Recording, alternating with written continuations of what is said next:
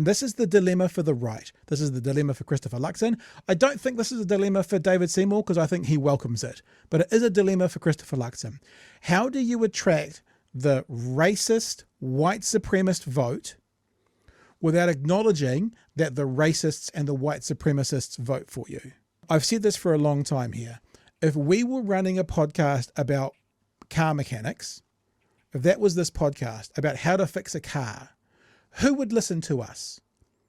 People who want to fix their cars would listen to us. If a good section of your support base, I'm not saying the majority, I'm not saying everyone who votes National, is racists, white supremacists, literal Nazis, what does that say about your message? If they're the people who are attracted to a part of your message, what does that say about your message and how do you deal with it? The people who are running in these spheres, this right-wing sphere of, we're just asking questions, my facts, not feelings, these sorts of things, have to come to terms and actually ask themselves these questions. Geez, if these literal Nazis are liking what I do, Posey Parker, what does that say about what I'm doing? Now, this is where, and we talked earlier about, for me, I won't talk to you, Chewy, you can talk to yourself, where I fall out of favor with the left, right? Because there are some genuine questions to be asked about gender issues in society today, right? I will have empathy and I will look at the facts. There are some genuine questions to be asked. But when it's the Nazis that are coming along to your positioning on these sorts of questions, you have to go, what is my positioning and how am I actually addressing this to make this happen? This is from Melbourne. You all guys all know it. Supporters of anti-transgender activists have sparked outrage as they performed Nazi salutes at a protest on Melbourne on Saturday. The salutes came during a protest between two competing groups as anti-transgender activist Kelly Jane Keane continues her speaking tour of Australia before coming to New Zealand. And I think there's some footage here as well from someone's Instagram account of the Nazis walking past. There it is there.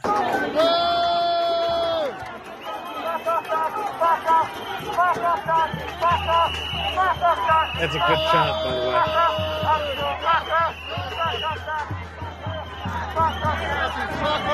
way. So if I held a rally and those people turned up to my rally to echo what I was selling, I would be fucking mortified. I would be mortified if they turned up to a rally, not to shit stir, not to protest me, but to go, we support what you're saying from the front. And this is a question that the right needs to ask themselves right now. How do you feel about these people being on board with a bunch of your messaging? Yes, they're not going to be on board with all your messaging. Yes, Christopher Luxon, you're going to say the odd Māori word here and there, and they're not going to like that. But how do you feel about them being on board with a bunch of your messaging? I've got a clip to play you right now from Brett Weinstein's latest podcast, right? Where he is shocked that when he goes on to what he calls Nazi Twitter, and he spells it out very, very clearly. Let me read you the quotes, right? He basically says, I'm not talking about the kind of Twitter where we get called Nazis, but he says places where, quote, swastikas are not viewed as negative. So that's the kind of Twitter. That part of Nazi Twitter. And he's shocked that people he knows, people he agrees with, and people who agree with him are active there. So Brett Weinstein's about to have a realization live streaming that he's got supporters and people that accept what he's saying, people that have defended them, he says that at one stage, who are literal Nazis. And this is a dilemma for the right. I'll play this for you, Chewy, and you can have a look. I wasn't sure if I wanted to talk about this today, but I did have, again, we talked about it briefly some weeks ago, maybe a month and a half ago. I had gotten, for whatever reason on Twitter, dumped into what I call Nazi Twitter, right? And I tweeted about it yesterday or the day before, and I got back a reaction that I was not expecting. First thing is, people think that I am using that term the way it's been leveled at people like us or Bobby Kennedy, right? That I'm abusing the term, that Nazi is a buzzword and that you can tweak people's amygdala by using it. Nope. No. When I say Nazi Twitter, I am talking about a part of Twitter where swastikas are not viewed as negative, where Hitler is quoted in an effort to illustrate that he is not who we were told he was. In fact, the idea that is commonly circulated in this part of Twitter is that the television is lying to you, which I'm sure it is, but that the television is lying to you, that Hitler actually was not interested in war. He was interested in peace, and that the narrative that has been created around him in the aftermath of the Holocaust and World War II is a construction of, you guessed it, Jews in Hollywood. So I'm not going to pause this for too long, but I want to make it really clear to people who are watching. Brett Weinstein is describing where he's interacting with the place he is as literal Nazis. No buzzwords, no, you're a Nazi because you've got a flag. Like actual Nazis who dig on Hitler, who blame the Jews for everything, who think the swastika is a good thing.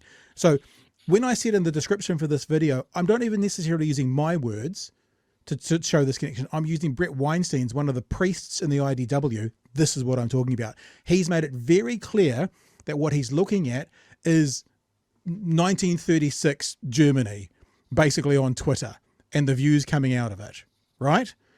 And now he's about to go into a point where he's like, there's people there that I know, people there who support us. This shock from this man is amazing.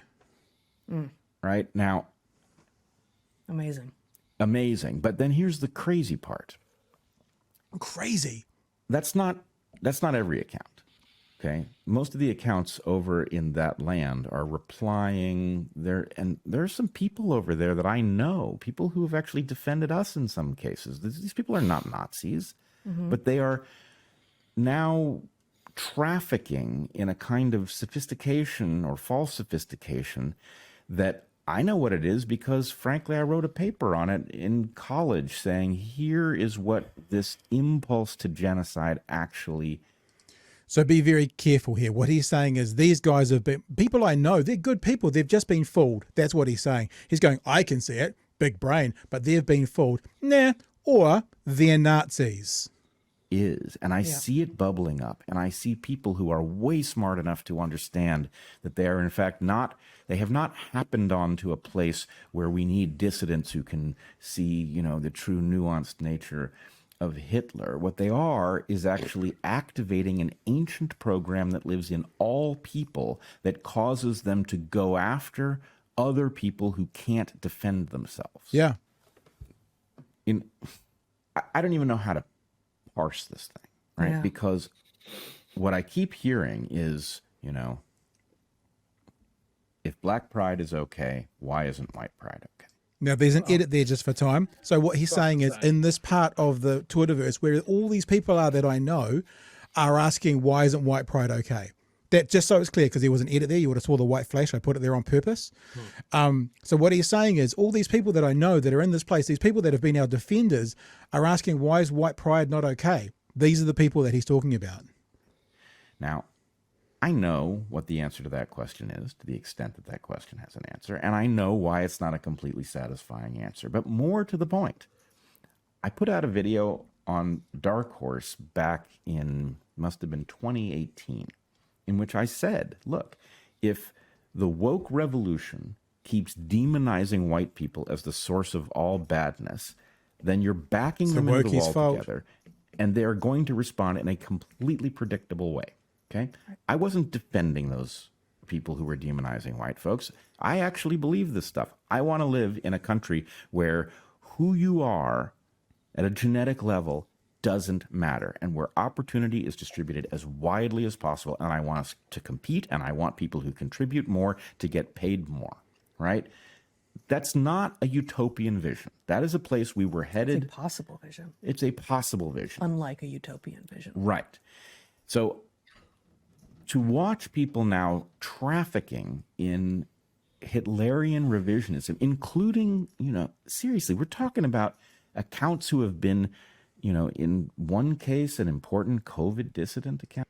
So you got that COVID deniers tied in with Yep. Hitler, and Brett Weinstein, an important COVID dissident account, right? Important. Isn't it weird that Nazism's tied in strange bedfellows with COVID deniers, vaccine deniers, anti-mandate people? Even if they're not Nazis themselves, they make for strange bedfellows. Talking about accounts who have been, in one case, an important COVID dissident account. It's an anonymous account, so I don't know who it is, but we're talking about people who should know better. There you go, Chewy. I feel Have like it. I'm going crazy, Pat. Have at it, sir. I've God, got two more clips from this podcast to play, but you go first, sir. Just like, I don't know this guy. I don't know his work. I've only know really what you've told me. But it's funny to see someone who is clearly, like, I might disagree with everything that he says, but he doesn't seem to be a total dumbass. He's a genius. He's an But absolute. to see someone fucking connecting dots live on here and still completely missing the fucking point. I mean, this was something that I said right from the start of the COVID conspiracy thing. When you saw those groups, it was a really weird collection of groups, right? You had the sort of crystal energy, clean living vegan group, and then you had the Nazis. And then they came together because they had a common cause. And I was just like, no, whatever your cause is, if the Nazis join in, you kick the Nazis out. But they never did. And this was universal. This was here. This was Australia. This was Canada. This was the UK. This was North America. They all went, we are all pulling in the same direction. So we're just going to ignore the fact that these guys are Nazis. What that let into a lot of those people's groups, if you believe one conspiracy, it makes it easier to believe the others. You've spoken about that with the flat earthers and that sort of thing. If you can make the mental leap to believing something that crazy, then you can make the mental leap to another crazy thing that someone in your circle is putting forward. Yep. And let me just for other people who don't know, he is an evolutionary biologist and a professor. So he is big brained. Him and his wife are as well. I think she is as well. And for some people who don't know, there was a situation at Evergreen State College. He resigned in the aftermath of a series of campus protests about racial equity at Evergreen, which brought Weinstein to the national attention. He's like Jordan Peters, but he's for a different, he's a different part of that sort of world. That's who he is. And this is the thing, I wrote a piece a long time ago called "Intelligent Debate versus Ideology." When people have an ideology, it's listed up here as well on his Wikipedia. He's been criticized for making false statements about COVID-19 treatments and vaccines as well. When people get into that world, whether it's a flat earther or whether it's a COVID denier or an anti-mandate, whatever, it doesn't matter sometimes how smart they are. They find the cognitive dissonance to go around their intelligence to find ridiculous things. The cognitive dissonance that people must have in that world to not realize that they've got Nazis as bedfellows is just beyond belief to me. Like, honestly, it's like, as I said, that event we just showed with Posey Parker, if those people turned up to an event I was holding, I would shut the event down and run away and hide.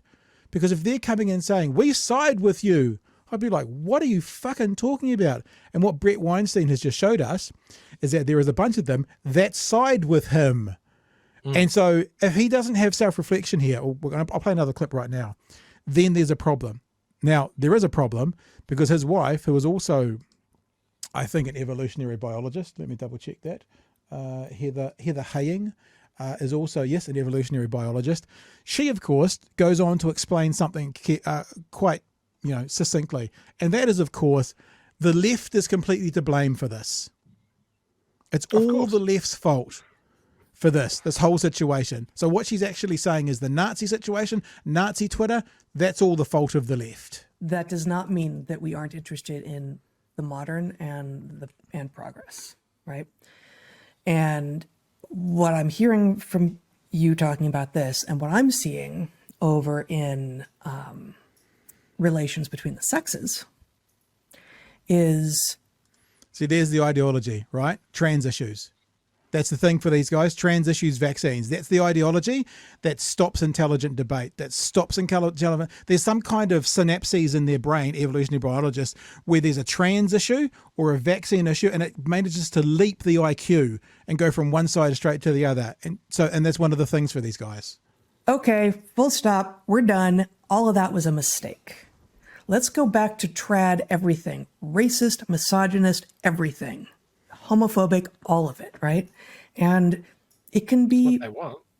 easy, if you're not paying any attention at all, to think that those of us who are critiquing the I'm just asking questions. the overreach, Critiquing. I'm just asking questions. bludgeoning of people with actually more. new racist things and newly sexist ideas are part of the problem. But Yeah, I'm not part of the problem. I'm just asking questions. Now she's going to go into a little bit as well about how, the resulting madness from the left is that people want to go back in time. We're going to talk about that as well. it is a new this call to tradition, this call to what has already been is so often what you're seeing and what you're calling Nazi Twitter and what I'm seeing, and I don't have a name. Call to tradition is what you're seeing on Nazi Twitter. In other words, going back to make America great again. A call to tradition is what Nazis are talking about on Nazi Twitter. Actual classical Nazis loved the call to tradition. That was what all their propaganda is. So And remember, you can find these Sorry. accounts on social media. The return to, they'll often be posting classical art and sculpture, and it's all very European centric. You look at those accounts, and they are a hair away from just posting Nazi propaganda. And remember, be really clear if you're watching this and you disagree. These are not my fucking words. These are Brett Weinstein and his wife, the co-founders of the international dark web, bedmates with people like Joe Rogan and Jordan Peterson and Sam Harris and those kinds of people. She just said the callback is what we're seeing on Nazi Twitter. And remember, Brett Weinstein's already described Nazi Twitter as literal Nazis. These are their words. This is not us interpreting. Name for it yet, but certainly what is being revealed in a lot of the trans ideology is this Snapsies, okay, bing. part of the problem, you know what I see? Oh, the problem is that women got the vote. Really? That's where we are? We're allowed to say that now?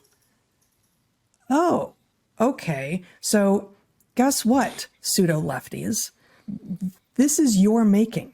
This is something that you have helped create. You have helped bring out into the public with strength because you are saying things that are so insane that people are looking around going like, what can I do? Maybe the only thing I can do is to seek to reverse the clock by 150 years and see if we can't start over from there.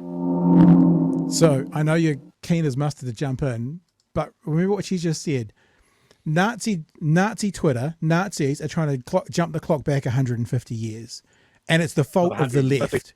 Just the 1935, I think, is the sweet spot. And I just wanted to show you a couple of images, right? Remember that the priests of the IDW are talking about Nazis on Nazi Twitter have a yearning to take things back into the past. They want to go backwards, kind of like this, to get New Zealand back on track. So that would resonate with Nazi Twitter, right? Because it's a backwards looking thing, kind of like this. Let's take our country back again. That would resonate on Nazi Twitter. Because Nazi Twitter is about looking back and it's all the left's fault. Kind of like this. Trump's campaign for 2024, take America back. That will resonate on Nazi Twitter. And remember, when I say Nazi Twitter, the Nazi Twitter we're talking about is the Nazi Twitter that Brett Weinstein, I'm going to keep saying it, has described as the places that swastikas are not viewed as negatives. Literal Nazis. Yep. So what's happening, and we've talked about Luxon's dilemma, is these people are needing to send dog whistles to that group. And let's be honest, not all Nazis, but Nazi adjacent, white supremacist adjacent, racist adjacent, racially charged Illinois Nazis, whatever, and having to get them. And if what these evolutionary biologists are telling us that they're seeing is it's about looking back, it's exactly what the right's doing at the moment. So they're actively speaking to Nazi Twitter. They're actively speaking to white supremacists, and they're actively speaking to that group because they need their fucking vote. I've got one more clip, Chewy, but you go, sir. I just want to expand on a couple of points, right? Go. These guys might be very smart. They might be evolutionary biologists or whatever, but what they're talking about is sociology, which is a completely different area. And if she wants to talk about the left, this is the left's problem. The left wants Star Trek. That's what we want. Yeah, true. You know, that's the aim, and Or at least the Jetsons. At the very least, the Jetsons. Right wing want 1935. So that's the dichotomy. There's probably 150 years between them. We're not talking about winding the clock back 150 years. And the other thing that I want to say is, whenever someone says Nazi, right, I'm always kind of careful about using it because it does get overused. Of course, I agree. But you know, if you're pitching at that crowd, it's not that all of your supporters are Nazis. But if the Nazis are agreeing with what you're saying, you have a problem. That's all we're talking about here. Yeah. And I've always had a problem with slogans like, let's go back. We've gone too far. Let's wind the clock back. Because there's a lot of people that if you wind the clock back even a little bit, then they're back in the closet, or they have legal ramifications for the way that they live their life, and that sort of thing. You know, when Trump was saying, you know, make America great again, the big question that a lot of people were asking is, when was that? Yeah. Was it the 1980s? Was it the 1950s? Was it the 1930s? Tell us when, because there was a lot of things that are different there. Quite specifically, how do we treat black people? You know, and that was what the concerns that people had. And I think in the fullness of hindsight, those people were right. That like it has opened up an ugliness in the entire world that we can't stuff it back in the toothpaste tube. Yeah. So I think, you know, that's the problem when you point at a whole group of people and go Nazis. We're not accusing you all of being Nazis, but we're saying that the Nazis that are there are agreeing with you. That's a problem. Fix it. And we've said this, I probably said this twice tonight, but I say it every time. No one's suggesting that everyone who votes for ACT or everyone who votes for National is a Nazi. But if the Nazis are voting for them, the white supremacists are voting for them, the racists are voting for them, that's still a question to be looked at, you know, and that's still a dilemma. I mean, like, I don't know. Why hasn't Luxon come out and completely denounced it? Why hasn't he come out saying, you know, I do not want a white supremacist voting for this party. I do not want someone who doesn't believe in, you know, everyone equal to vote for this. However he words it, he hasn't done it. Let me play this last one, because this last one sort of relates a little bit to what's happening in New Zealand at the moment. Because the last clip is back to Weinstein, Brett Weinstein. It's only 90 seconds.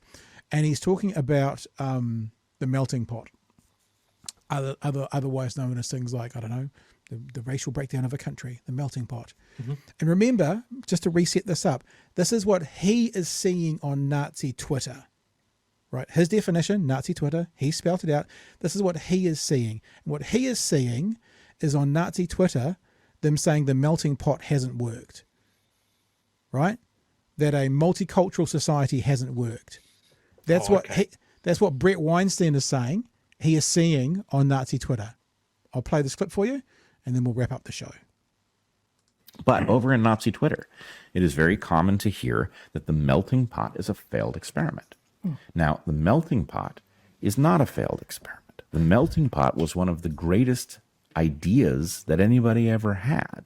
And you can tell that by how much was accomplished by this, yes, broken melting pot. Did we ever actually melt together? Not in the way that the founders might have expected. But we were getting there. So, yes. You know, lest you or we sound like, well, the problem isn't with communism, it's that true communism has never been tried, right? Like lest that we seem to be making that facile argument. Oh, that's so tired. You are not saying, well, but it wasn't really a melting pot. Like we were getting there. We were moving in the right direction, and it was getting better and better and better through at least, you know, the timeline for me sort of starts at my consciousness, but it feels like, you know, mid 70s through at least really the millennium, we were moving in the right direction. Yes, we do. If you're over in Nazi Twitter, get out. Remember who we are. Stop doing this. It is not the program you want to enact. There is nothing honorable about it. And even if you win, at the end of the day, you are doing something that anyone, if we survive another 1,000 years, the people that you would most like to hang out with, the most decent, the most intelligent people, will look at what you did and they will say, God damn you. Why did you do that? This is a really important point, and I'm going to play it again. What he's saying is if you're over on Nazi Twitter, or if you have that ideology, you're on the wrong side of history. Right? Because he's saying, get out, and in 1,000 years, you'll be damned for it. Listen again. He's saying that if you adhere to these ideologies, if you don't think the melting pot, i.e. multiculturalism, is a good thing, or is working, or should work, then you're on the wrong side of history. Remember who we are. Stop doing this. It is not the program you want to enact. There is nothing honorable about it. And even if you win, at the end of the day, you are doing something that anyone, if we survive another 1,000 years, the people that you would most like to hang out with, the most decent, the most intelligent people, will look at what you did and they will say, God damn you. Why did you do that? So there you go. That is the clips I wanted to play for you tonight. I'm not quite finished though, because what I want us to think about is the idea of, we use the term multiculturalism, melting pot, whichever you want to use, right? That I start to think about things like Julian Batchelor's tour. Yeah. I start to think about things like co-governance. I start to think about things like Treaty of Waitangi issues. I start to think about the sorts of things that David Seymour is talking about, that if anyone's decided based on race, ACT will be there to stop it.